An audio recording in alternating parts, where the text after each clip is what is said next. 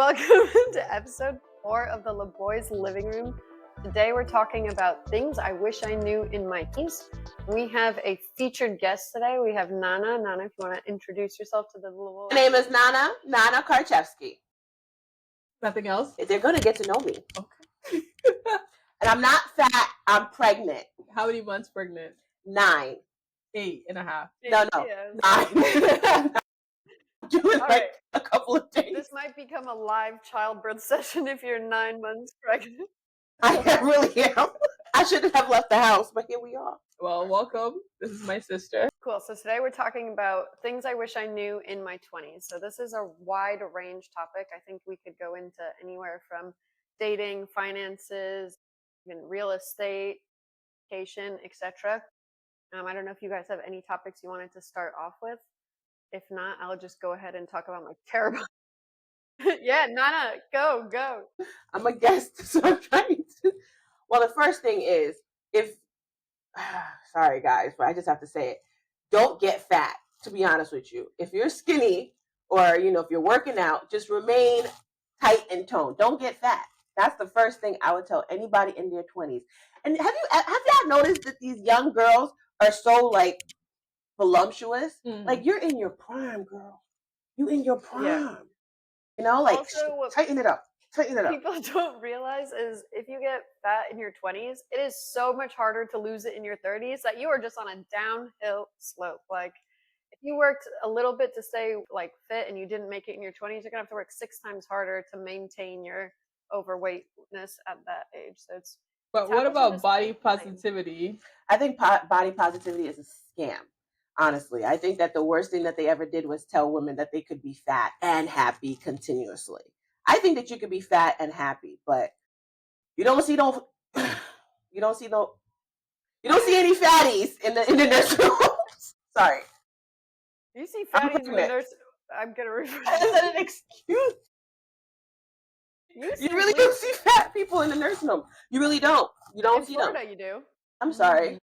How old are they? Are they like in their 80s, 90s? That is true. I would say the average age of people in the nursing homes that's larger is probably on the mean is lower than the lesser weighted individuals. Individuals.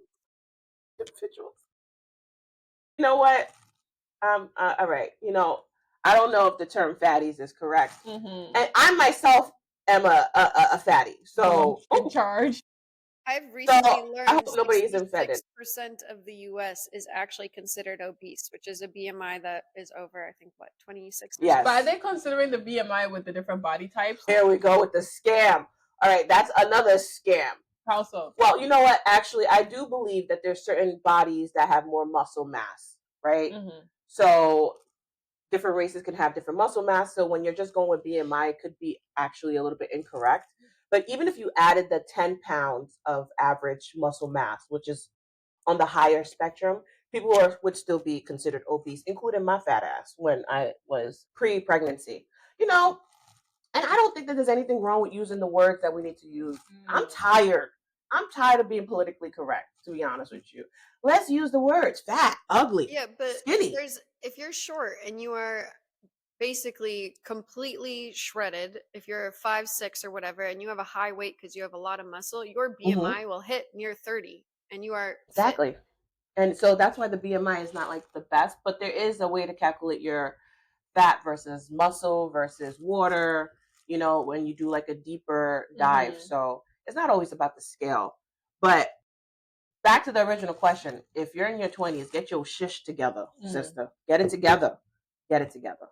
Yeah, another big thing about staying in shape when you're young is that your muscle has muscle memory. So if you had the muscles in the past, it's really easy to get them back versus if you never had the muscle and then you want to start creating muscle, it's going to become really challenging later to start building muscle.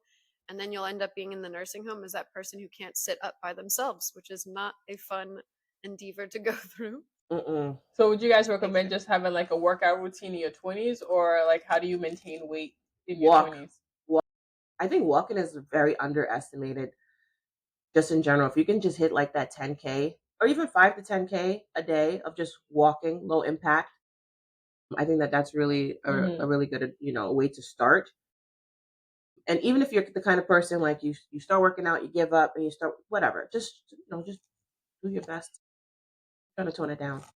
Yeah, I think it's just about showing up. If every day you're conscious of it and you do something, you might not hit your 10K every day, but if you just make an effort, then you'll. If you go outside with your walking shoes on an intention to walk, it's impossible you'll walk less than you were going to walk anyways. Yes. And how do you incorporate diet with that? So people eating right is very expensive, and being a 20s, you're not your riches. So how do you eat right? And You know what? I I'll think tell you, that McDonald's is freaking expensive. I went through the Wendy's drive-thru the yeah, I other was day. gonna They say be food. charging like $18 for a freaking Yeah. meal. I'm like, the or lunch whatever it is. special at a restaurant is $12. How's Yeah. Wendy's charging a $20 That's bill? fair. That is true. That is true. And to be honest with you, it's not everybody's fault. You're not really taught the correct diet. Like the whole food pyramid is a complete scam. Honestly, should probably be upside down. And I also think that they always perpetuate. Got it. That the fact that you should not be eating things that honestly women should be eating. Women should have a higher protein. We should have more red meat, especially just because you literally lose blood and nutrition every month on your period. And red meat is actually good. Cholesterol is not as bad as we thought it originally was.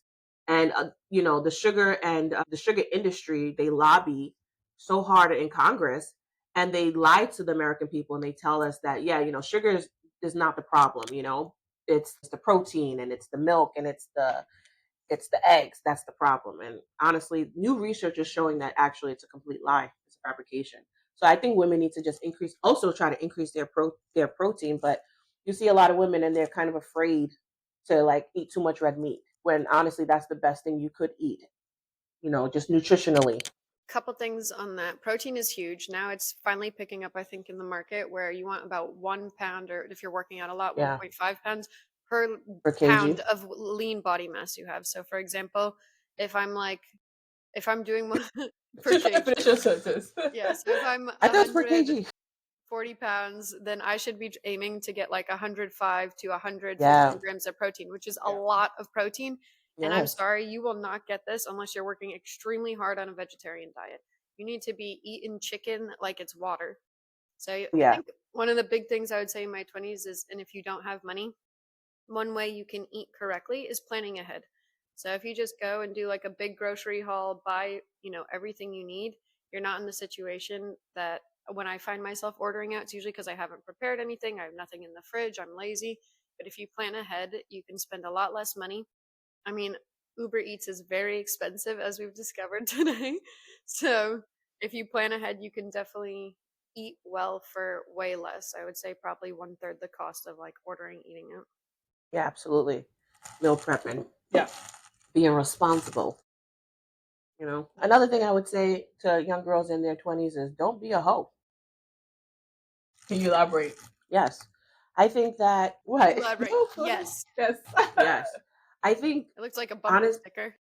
Don't be a hoe. Just don't be a hoe. I'm not saying I think it's a very general, statement. So I guess it is. Of it. It's a.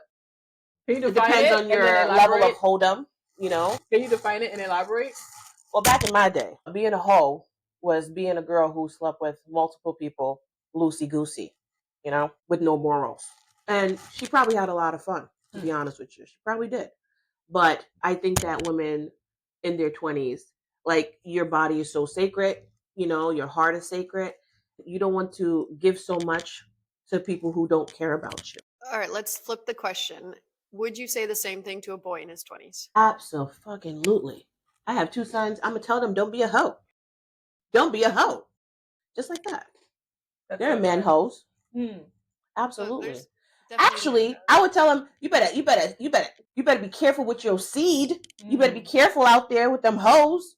So yeah, I would definitely tell him, don't be a hoe and don't get with a hoe. So it would be a mutual thing. I would not tell that man to go do you.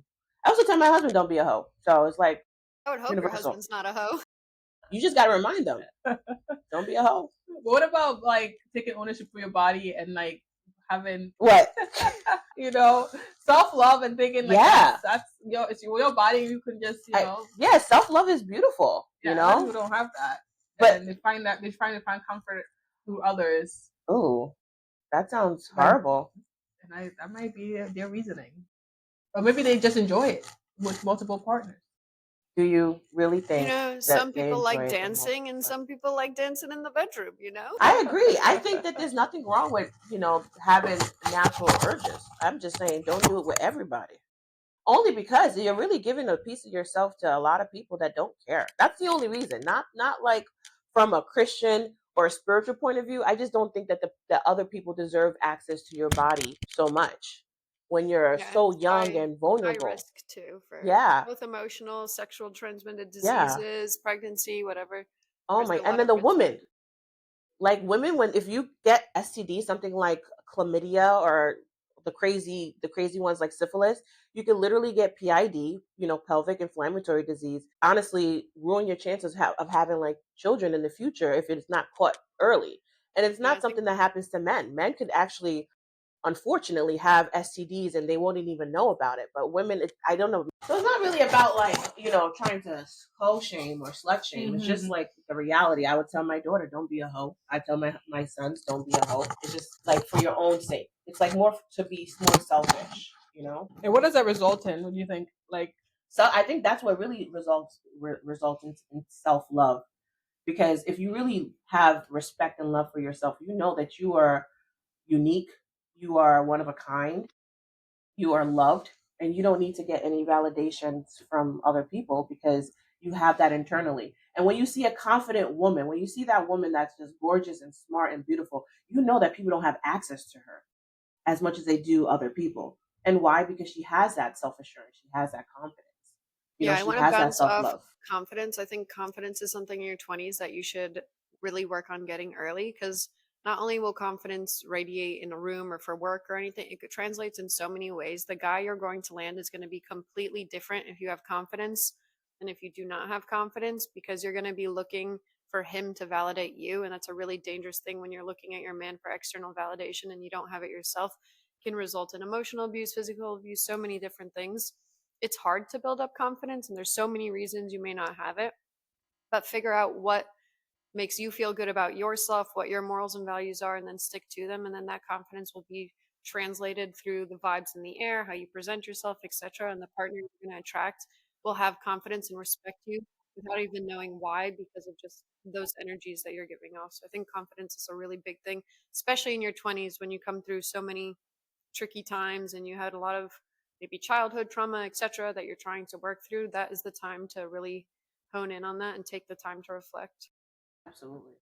Absolutely. That's really well said. some people might argue that if you're going to have a whole phase, it's best to have it in your 20s.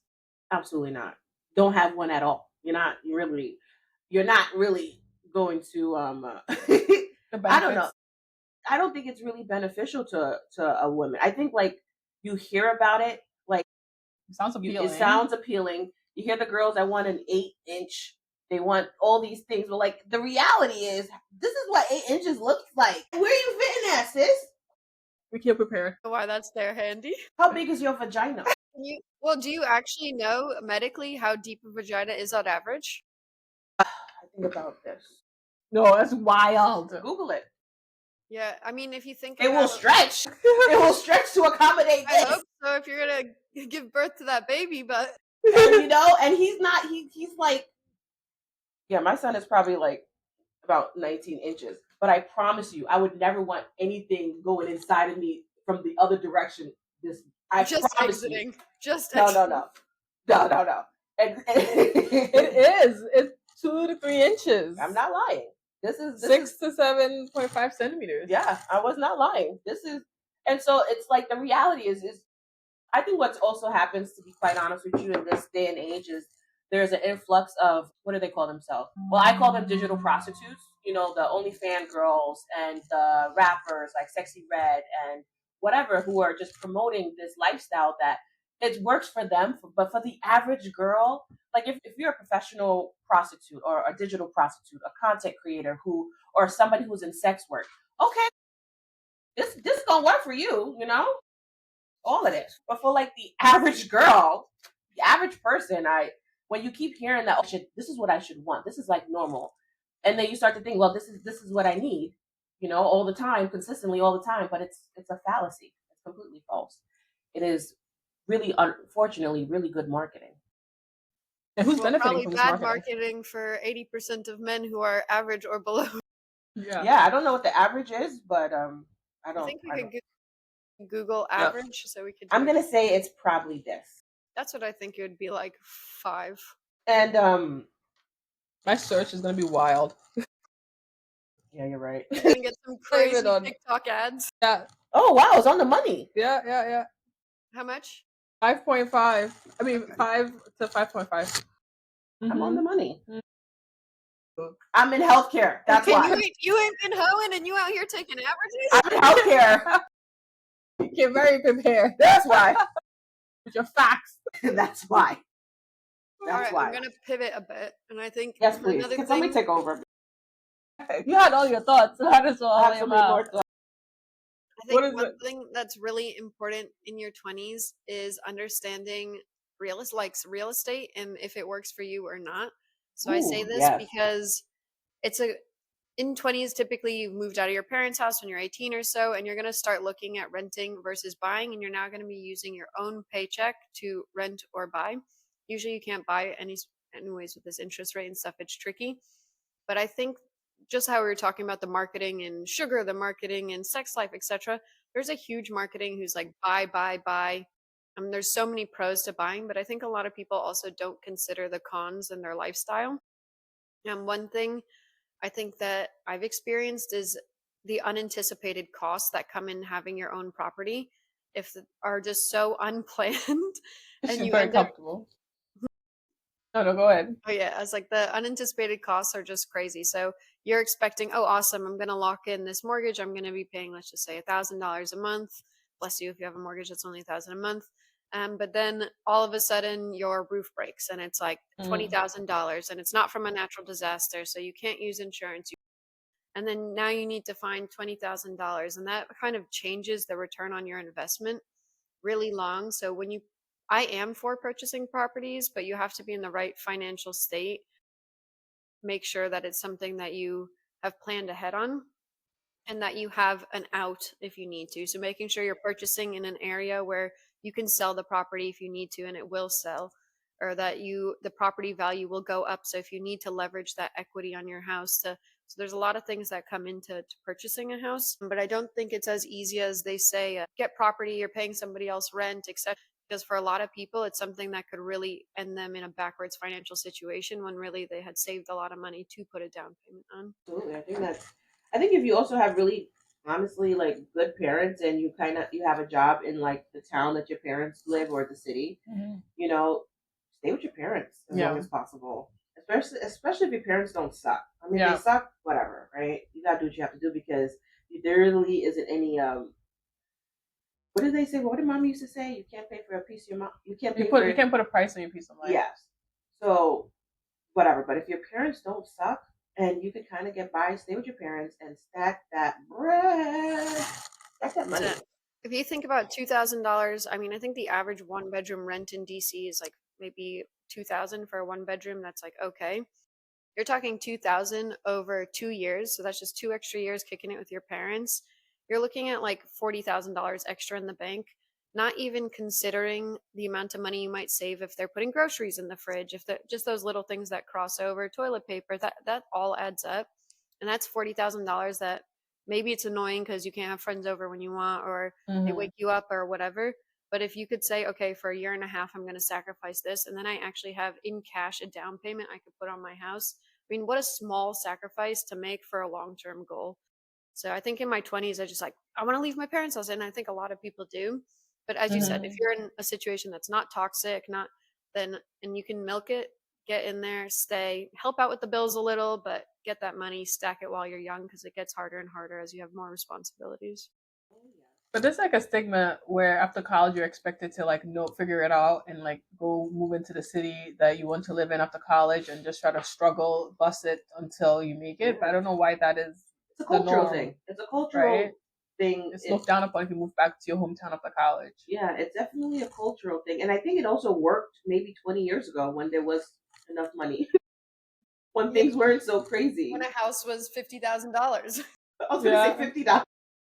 Like seriously, like that made sense. Yeah, especially because you're coming from a small town in Kansas, you went to college, and now you got a big job in New York City. Of course, you're not going back home. But now everybody's money is Looking tight. It's a little tight. It's a little Mm-hmm. tight, you know. Yeah, I So we definitely got think to it's be realistic. cultural. I mean, in Asia, even in Europe, you live with your Mhm. parents until you're like Yeah. getting ready to get married, and Yeah. that's when you move out. And nobody thinks it's weird. It's actually nice. You're helping take care of your parents, you're helping with the bills.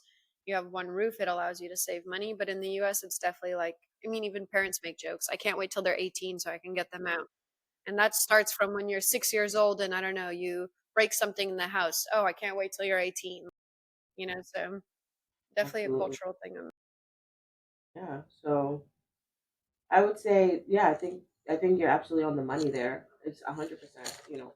It's cultural and societal changes. But as I said, hopefully now that people you look at your money and you're just like, okay, this is not worth it.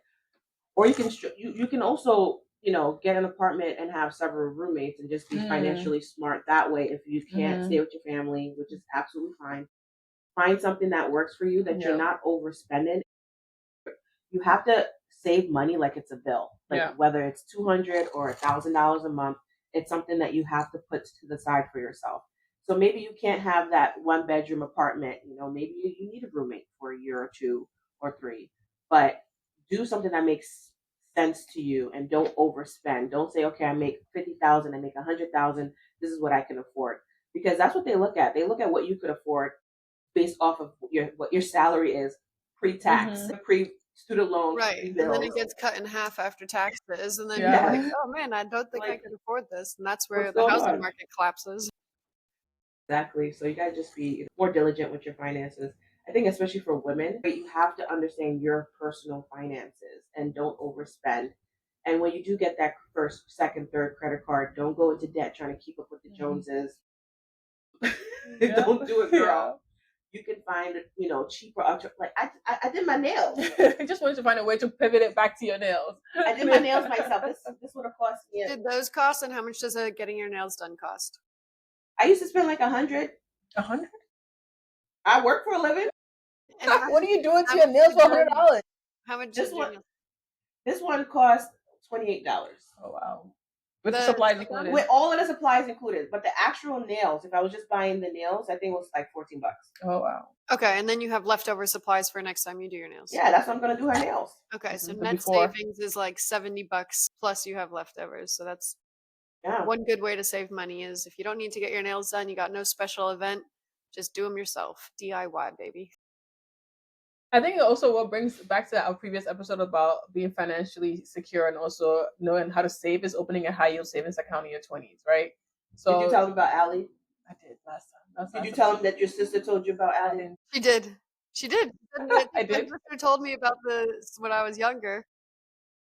So exactly, just like you say, try to save like it's a job and try to save like it's a bill. Like put that into a high yield savings account. I might not understand the stocks or buying things right now, but at least putting in a high yield savings. You just seems so proud of yourself. No, because once you said stocks, I remembered Stash, app Stash. Yeah. And I got Stash like 5 years ago. Yeah. And it was one of those apps that you just download. You're like, I don't know what I'm doing, but I'm going to put $80 a month. I'm going to put whatever you put a month. And now, like several years later, I have like an excess of like $6,000 from that. I didn't know what I was doing, but I like Stash because Stash, they also kind of teach you. It's like they teach you what you're doing. So they're like, okay, what is it What is ETF or Stash? what Is is it that? automatically What is investing that? in stocks for you, or what's? Yes, it could do that. It could automatically invest in stocks for you, as well as it could create like it's not a 401k, but the other one that's a personal one that you can Roth? create. Yes, thank you. A Roth. You can also create a Roth on it. Mm-hmm. Like Pasha, because my husband works for himself, he has a Roth on Stash. Mm-hmm. Whereas because I work for somebody else right now, not forever, my Roth is with my job. And so Stash is one of those apps that you can buy stocks in basically anything. Like I have stocks in social media. Oh, okay. You also could get international stocks, but it's just very easy and it's Do you have fun to and it's choose them yourself, or does it give you like suggestions or kind of manage it for a you? little bit of both. It'll allow you to see what's trending. You'll also see what the prices are, of course, and it also allows you to get like a piece of a stock. So like if Facebook right now is for $500 a stock, you may not just want to just get one stock of Facebook, but you could put $20 in Facebook. And so I think that that's really a really easy way to just start your portfolio and manage it seamlessly, because at this point I don't even look. It just takes the money out every paycheck, I think. And you know, there's a charge, a monthly charge or something? Or I don't get a monthly charge, and if I did, I honestly don't know. There could be a transactional charge or something. I know Robinhood, there's not a monthly, but on certain transactions, there's charge. You know what? I've never taken money out of my stash, so maybe that's why. I don't know. Like, for me, they're long-term investments. I just leave them. But I knew if once you take out the money, you're going to pay taxes on it. But I don't know about a transactional after you're, taking out. I wouldn't. You probably use stash for those short-term, quick, exchanges. Yeah, I mean, I know kind people who of, do. dump and don't look at it. Yeah. And just kind of like let it chill or whatever, and just know like, okay, I have some stocks, especially for somebody like myself. Like, our parents never taught us these very important things about financial literacy. It's like I learned, and then I share with her, and also hopefully we share with our brothers. And so it's nice, like if you're somebody who maybe your friend circle doesn't know or whatever, that we kind of like we like keep. What I really like about that Telling app, each other. I haven't used it though, but it sounds like it gives anybody like potential to enter. So you don't need a lot of money. You Yes. could come Yeah, in with true. $1 and put, I don't know, 10 cents in 10 different stocks. And it'll teach you about stocks without risking your money. Whereas you said you need $1,000 to get into Facebook or whatever. You're like, oh, forget this. I don't want to play. Here you could put $1 in, and then you could track the returns in percentages and be like, oh, I'm up 5%, 10% once you get the hang of it, and then kind of put in more and more as you understand what's going on. So it's low barriers to entry, which I think is important in your 20s to start testing with those things. You're going to be able to recover the money that you've lost in your 20s for the most part. So unless you make some terrible decisions, usually it's recoverable. And now's the time to start playing with your money before you have a family, a mortgage, a house, and all these things where your money is sacred. You can't really play around with it as much. That's the time to kind of learn. You can't play with nothing anymore. It's like you do your own nails now. I did my own I do my own nails. nails. I blow dry my own hair. I was just thinking of the mortgage conversation. There is a rule of thumb where you should not spend over 30% of your income after tax on your mortgage or your rent or whatever. And I think that's something a lot of young people don't realize because, as you said, they're making 100K. They're like, oh, this 50K a year apartment's dope. I got a penthouse. After taxes, they're at 70K. Then they have their utilities, amenity fees, whatever. And then they're living paycheck to paycheck in an apartment that they really can't afford. So I think the 30% after tax is a really good rule of thumb that will give you enough money to go out to dinner with your friends, to take that Uber home when you don't want to take the metro, and all those extra kind of little things you don't plan. Yeah, exactly. I think women in their 20s should also invest in themselves and your friendship group, but also be okay if you start losing friends. Like, don't take it so personal. A lot of friends. Yeah, and people take it so personal. People go in different directions. I've had friends who had their babies young. I could not relate at all. I'm going to Miami, Now you calling them and like, I miss you, boo. Yeah, and sending photos, but not really there for them. Unfortunately, when they were in their young motherhood, and you don't lose them because of like there's a bitterness or anger. It's just like you kind of drift apart. But it's okay. I think like you should know it's okay. It's okay. Don't take it so personal. How would you handle it if you have a friend and you just aren't getting the vibe or whatever? Like, do you break up with them? Do you have a conversation? Do you ghost? Do you let it fade? I unfortunately have. I don't want to say right. Well, you speak the truth. I don't know. See, like for me, I don't really think that it's so bad to lose friends when there's like a really like horrible tension or whatever. Like I recently lost a really good friend that I thought was a really good friend, and I remember my husband would, like, because we used to speak every single day, several times a day, and then when we stopped speaking, my husband was like, "Oh, that's so sad." I was like, "No, I think it's okay actually. Like we were there for each other in a moment that we really needed each other, and some friendships are literally lifelong, and some friendships are seasonal, And so for me, I'm pretty blunt. So I'm gonna tell you how it is, and my friends are usually okay with that. And honestly, she was as well. It wasn't. We didn't stop talking because of me being too blunt. But I'm gonna kind of tell you about yourself. But now I'm telling you, as you get older, you start to kind of relax, because in your 20s you are so emotional and you love your friends so Yeah. much, and you're like, that guy sucks, and or you shouldn't let your boss talk to you. Like, you're so invested in your friends. But I don't know, as you get older, like myself, and you honestly, you have a family, you got shit going on, Yeah, your it's just priorities like, shift and you don't have extra time for people yeah, that Yeah. not you bring just in like, something. do you, boo, like, live your life. You're gonna do whatever you want to do anyway. You stop taking things so personal. I think that there's a maturity that happens as you age. But that's why I said, when you're in your 20s, you may not have that maturity yet. And you're like, why don't I have friends? Or why am I losing my friends? And blah, blah, Mhm. blah. And you start to have a lot of self doubt. But as you grow up and you get older, there's a maturity where you are more established within yourself and more confident. And you're kind of okay with the ins and outs of friendships. Yeah. And you could also, you're okay with not speaking to somebody for 2 years and just liking their statuses or liking their TikToks, and you're involved in their life, but maybe not in the day to day, but you still consider them friends, But maybe when you're in your 20s, you take it like, oh my God, my friends are going out and they don't invite me. Yeah, Everything I is like think when so you're internal. young, your friends are kind of part of your identity. So you feel Yeah. like you're losing a bit of yourself, but as you get older, as you said, like it could be for no reason at all, you mutually fade. But friends, boys, family, all alike, like you can create distance because your priorities change, you gain more confidence, you realize a lot of people are toxic that are in your inner circle. Yeah. And you don't always need to have a breakup conversation, so to speak. You can kind of just let it fade. But there reaches a certain point where your time is so much more valuable than you realized it was before, that you just can't let people who aren't supportive of you or aren't trying to help you or whatever penetrating that time. And I think that's a really hard lesson to learn because I think in your 20s, I would say a friendship breakup is almost worse than a boy breakup because you're A like, 100%. yeah, Oh my you're like, gosh. Yes. it's personal then. It's you can't just write them off as an idiot or a Mhm. blow or whatever. Yeah. It's like we were a Bringing it back. chosen family. So that Absolutely. hurts a lot, but I think as you get older, you're just like you kind of wish you did it earlier to some people at a certain point. Yeah. Mhm. She's like, "Oh, yes." Not I've as been about through to so get off many this friends. call, text 20 people, "Yo, we done. We done." I've She's been gonna through just so many friends. she's gonna just forward them this podcast and say, here, you're looking for your Honestly, I'm Nathan. down to like my last, like, just couple. Never have I ever, basically. You're like, I'm holding on. It's like I can count them on this hand. So I'm not, I'm just going to hold on to them. Like, I have really good friends, of course, and they do crazy stuff. I do crazy things. We've done crazy things. And at this point, you're like, girl, do you? Do you? As long as you're happy. That's how I look at it. Do you? Yes, I want to be mad because you got back with that ex who's a piece of shit, but do you, boo? Be happy. That's the energy shift when you get older. you can't tell That is somebody how true. to live their life. You can give them advice and just hope they absorb it, and if not, decide if you can still function with that person or not. Yeah. That is true. I never thought about it that way because in your 20s, you're so invested in your friends' relationship to make sure that they find the perfect guy.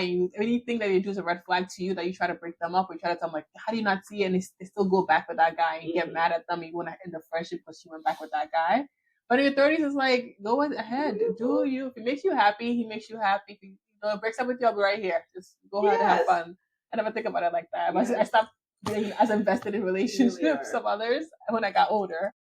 Really are. Go ahead. I think also, like, you have a higher standard for your friends, to be honest with you. You do. You look at your friend maybe higher than they even look at themselves. So then when you see that they're messing with F boys or, doing something that you don't agree with, you're like, girl, you're better than this. Yeah. And it takes a maturity to realize maybe she's not. Yeah. I think it would be a fun exercise if like girls wrote down before they dated somebody what were the must-haves and then compared that list to the people they're dating. Because I know myself included, I'm like, they need this, this, this, and I look next to me, I'm like, well, that list is out the garbage. Well, you live and you learn. All right, well, that is 36 minutes. If anybody has one quick last advice, Nana, you want to say those anything? I'm trying to think one-liner. what else to Be financially be responsible. financially responsible. Be okay with your friendships ending. Save your money. Go on that vacation also sometimes. Yeah. I'm sorry. It's like a little bit of this, a little bit of that. Save the money, but use extra it. money, go take yourself out. Be nice to yourself. Be a little financially irresponsible in your 20s because in your 30s, your money. Yeah. I know, but I'm just saying. Because if you're not a little bit financially irresponsible, you're gonna regret it. If you get yourself a little hustle, something that's like maybe even online or OnlyFans? something. Absolutely not. That's what I say. That's another thing. Don't do OnlyFans. Feet? Only feet. You know why you shouldn't do OnlyFans? Because back in the day, when you went through your whole week, when you went through your Miami, Vegas week, it was undocumented. The only people who know are your friends. Mm-hmm. And they are not going to tell anybody. Now, you're putting that online forever. It's kind of like crazy to me. I saw this girl, 19 years old, and I was actually watching a YouTube, and it was just like showing this girl who was 19 and she had like 300,000, followers on Instagram, and she cooks. And so you're like, oh, okay, maybe she's a really good cook. But actually, when you click her bio, it goes to an OnlyFans, and she's half naked and cooking. And her bio says she's 19. I'm like, But like, damn. are the recipes hot? I don't know. Not as hot as her booty cheeks probably are. Anybody looking at that recipe? I'm just like, that's so young. 19 girl, because it's online forever. Yeah. Forever. And that's awkward if she could be studying, I don't know, finance or something, and then want to go into just no way life is offered gonna a huge job at Deutsche Bank, and then this comes out, and they're like, "I'm sorry, like for the company image," and you don't think about that when you're 19. You're like, quick money, but then it's really not so quick because you've just sabotaged your career potentially if it goes the wrong way. So it's scary days with your digital footprint. What does it say? I'm gonna say Rome. It's like good money isn't always. Oh, fast money isn't always good money. Something like that, right? So you don't know how long that money's gonna last. You might be really nice right now, but that's not gonna be something that you can sustain yourself. Girl, you flipping with a quick brick, and now you in jail for 3 years. Exactly. What you been doing? For my last thing, I would say for people in their 20s, life can seem really stressful and hard, especially as you are exiting college and everything's kind of been constructed, or even if you weren't in college, you're in your 20s now. You can be sad as you're leaving your family, losing friends, etc. Do not dwell on the past. The past is the past. It's done. Just take the lessons learned from it and look forward. So many people are stuck in the past and it seems like the end of their life, but that was the past. It's done. What can you learn and what steps can you take moving forward so the future is the one you want it to be? So that's like a really forward thinking. It's hard to not get caught in the past, but really make a conscious effort to not make decisions in the future based on your past. This is why, yes, if you could get the therapy you need so that you don't have to, deal with the trauma from your past, from your family, from your mama, your ex-boyfriend, get that therapy, girl. Get it and move on. They suck. It wasn't your fault. Don't bring that baggage into your 20s, your 30s, your 40s, and 50s because you couldn't process it in your early 20s. Like, therapy may not be accessible for everybody, but if there's a possibility, have a professional to talk to, because I believe this generation is the most depressed generation, is the most anxious generation. Even though there's an illusion of freedom, everybody is sick, like mentally sick. Not in a bad way. You're comparing yourself to everybody online, looking at everybody who's saying, "Oh, I did one post and now I'm a millionaire," and you're just like, "Why can't I do it?" And I think the so much social pressure. media has made it really hard to feel like you're matching up to what you feel like you could be. Yeah, everybody's faking it. We're all faking it. We're all trying. We're all doing the best we can. But this podcast is real. This ain't fake. Oh, I ain't never fake. Never. Are you done? Are you finished? All right. Well, that wraps us up for today. Thank you guys for joining. Things you should know in your 20s. I hope you had at least one laugh and a piece of knowledge. How much am I getting paid for this? Anna, you owe us. What? Sorry. Guess. I thought people got paid for this. You see It's that coming, bill in the it's mail. coming in Uber Eats, your form of I payment. didn't show us. I'm waiting for.